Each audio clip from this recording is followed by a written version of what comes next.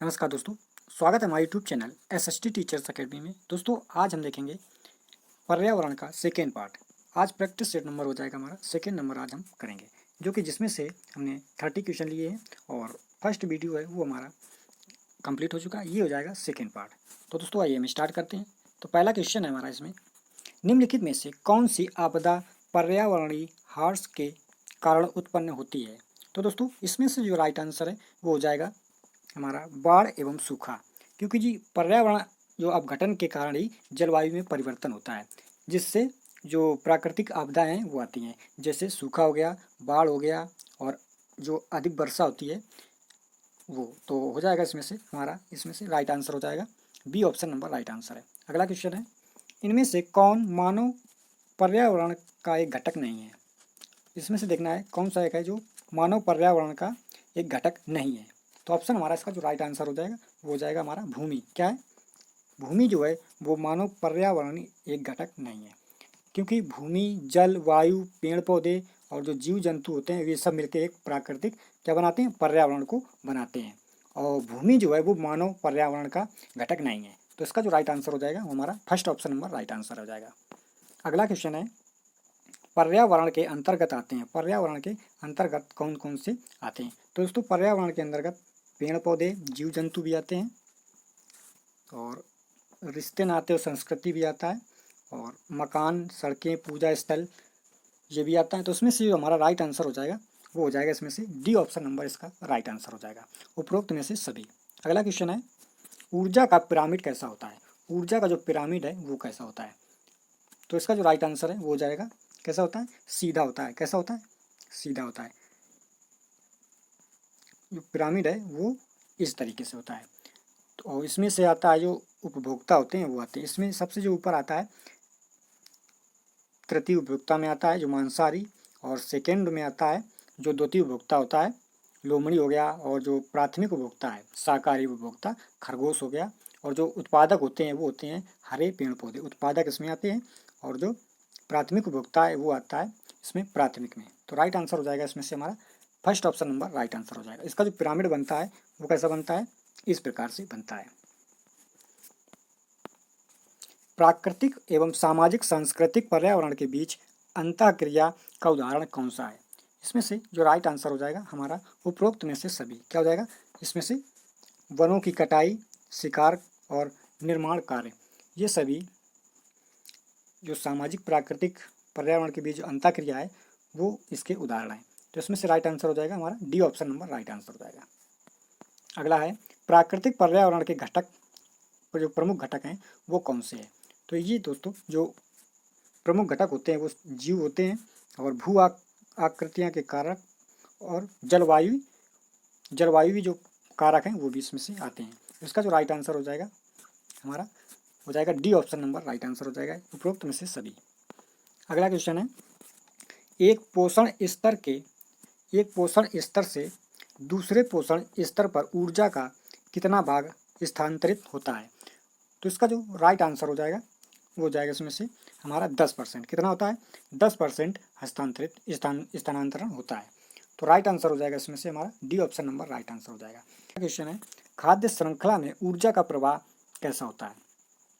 खाद्य श्रृंखला में जो ऊर्जा का प्रवाह होता है वो एक दिशी होता है। कैसा होता है? एक दिशा में। राइट आंसर हो जाएगा इसमें से हमारा ए ऑप्शन नंबर इसका राइट आंसर हो जाएगा।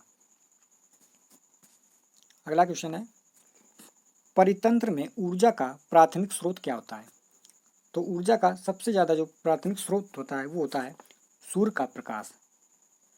तो इसका जो राइट आंसर हो जाएगा क्या हो जाएगा इसमें से, B option number right answer है। निम्नलिखित में से कौन सा पर्यावरण अध्ययन का घटक नहीं है।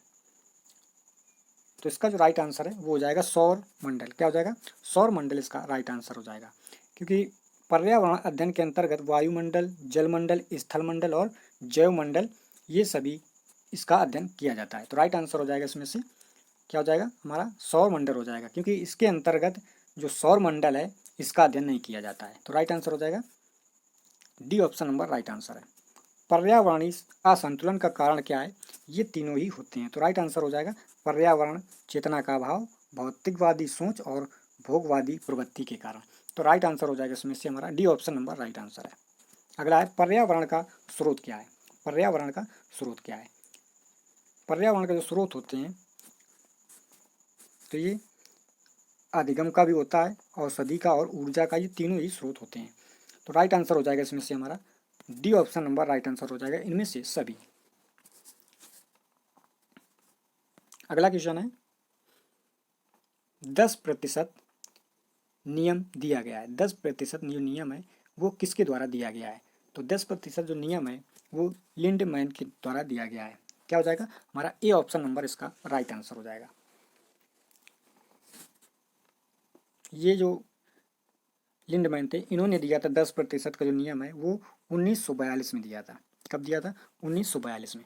तो इसका जो राइट आंसर है वो हो जाएगा हमारा A option number right answer है। अगला क्वेश्चन है जैविक पर्यावरण में शामिल है। जैविक पर्यावरण में क्या शामिल है।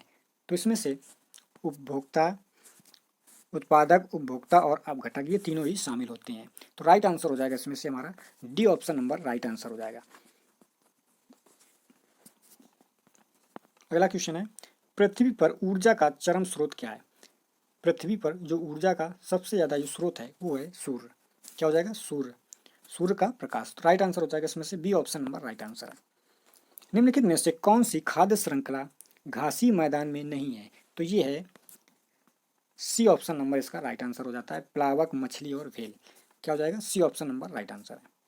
अत्यधिक चारण का परिणाम क्या है। तो ये होता है ताप प्रदूषण। क्या होता है ताप प्रदूषण, इसका राइट आंसर हो जाएगा। अत्यधिक जो चारण होते हैं वो भूमि को ढकने के लिए जो घास होती है, जो वनस्पति नष्ट हो जाती है, जिसके कारण जो खुली भूमि है उसमें मृदा के जो कण हैं वो कमजोर पड़ जाते हैं। इस वजह से इसे चारण का परिवहन या ताप प्रदूषण कहते हैं। अगला है ह्यूमस निर्माण में कौन सहायक है। तो इसमें जो सहायक होता है वो होता है अपघटक। क्या होता है राइट आंसर हो जाएगा इसमें से हमारा B option number right answer है। और ह्यूमस किसे बोलते हैं, ये होता है कृषि के संदर्भ में जो मिट्टी के सबसे ऊपरी परत जो होती है मिट्टी की, उससे हम क्या बोलते हैं ह्यूमस बोलते हैं, जिसमें जैविक पदार्थों का जो सबसे ज़्यादा मात्रा, जैविक मात्रा, पदार्थों की मात्रा जिसमें पाई जाती है। तो राइट आंसर हो जाएगा इसमें से B option number right answer है। क्वेश्चन नंबर अगला है वनों के कटान के प्रमुख परिणाम क्या है। तो इसमें से हम देखते हैं फर्स्ट ऑप्शन है वन प्राणियों के प्राकृतिक आवास का विनाश, जल चक्रण का प्रभाव, और थर्ड ऑप्शन है मृदा अपरदन। तो इसका जो राइट आंसर है वो हो जाएगा, ये तीनों ही इसके राइट आंसर हो जाएंगे। डी ऑप्शन नंबर इसका राइट आंसर है। नदी मुहानों के लक्षण है। नदी मुहानों के जो लक्षण हैं वो कौन से हैं। तो ये होते हैं, तो ये ताज़ा एवं खारा जल और समृद्ध जैव विविधता और अत्यधिक उत्पादकता। तो राइट आंसर हो जाएगा इसमें से हमारा ये सभी इसकी राइट आंसर है। अगला क्वेश्चन है खाद्य श्रृंखला द्वारा घातक रसायनों की निरंतर बढ़ती मात्रा क्या कहलाती है। तो इसका जो राइट आंसर है वो है जैव सांद्रता कहलाती है। अगला क्वेश्चन है जल चक्र को नियंत्रित करता है। जल चक्र को कौन नियंत्रित करता है। तो ये करता है वन। क्या हो जाएगा वन। राइट आंसर हो जाएगा इसमें से B option number right answer हो जाएगा। अगला है पेड़ों की कटाई घटाती है। पेड़ों की घटाई है, इनमें से कौन सी चीज़ है जो घटती है। तो पहला है वर्षा, मृदापर्दन, भूस्खलन और या तो ये सभी। तो इसका जो राइट आंसर है वो हो जाएगा वर्षा। सबसे पेड़ों की जब कटाई होती है सबसे ज़्यादा जो है वो वर्षा की जो है कटाई होती है जब वर्षा घटती है। तो राइट आंसर हो जाएगा इसमें से A option number right answer है। अगला है निम्नलिखित में से कौन पर्यावरण के लिए हानिकारक है। तो ये इसका जो राइट आंसर है वो हो जाएगा प्लास्टिक। सबसे ज़्यादा जो है वो हानिकारक होता है पर्यावरण के लिए, क्योंकि प्लास्टिक ना तो नष्ट होती है और ना तो इसे पुनः चक्रण या पुनः रिसाइकिल नहीं किया जा सकता है, और ये सबसे ज़्यादा लंबे समय तक टिकी रहती है। तो राइट आंसर हो जाएगा इसमें से D option number right answer है। अगला क्वेश्चन है आसपास के वातावरण में पशुओं और पौधों के संबंध में अध्ययन को क्या कहते हैं। तो इसका जो राइट आंसर है वो है पारिस्थितिकी विज्ञान। क्या हो जाएगा ए ऑप्शन नंबर इसका राइट आंसर हो जाएगा। इकोलॉजी शब्द की रचना किसने की थी।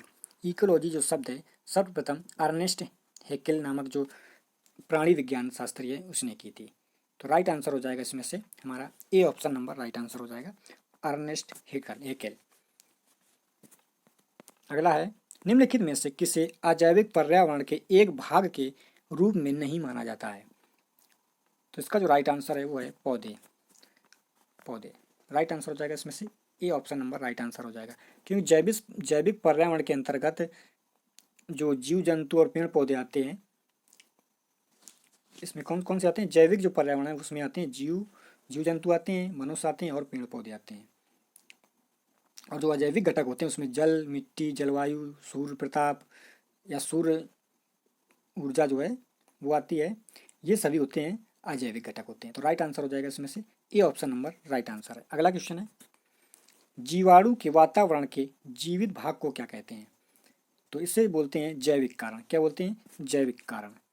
सी ऑप्शन नंबर इसका राइट आंसर हो जाएगा। जैविक घटक जीवित चीज़ें होती हैं जो कि पारिस्थितिकी तंत्र में आकार जो है उसको आकार देती हैं। तो राइट आंसर हो जाएगा इसमें से C option number right answer है। Question number last question number है हमारा, वायुमंडल में 99% भाग किन दो गैसों का विस्तार करता है या विस्तार है? सबसे ज़्यादा जो 99% जो भाग है इन दो गैसों का है, वो गैसें कौन कौन सी? तो इसका जो दोस्तों राइट आंसर है जो हो जाएगा इसमें से हमारा ऑक्सीजन और नाइट्रोजन। क्या हो जाएगा? ऑक्सीजन और नाइट्रोजन।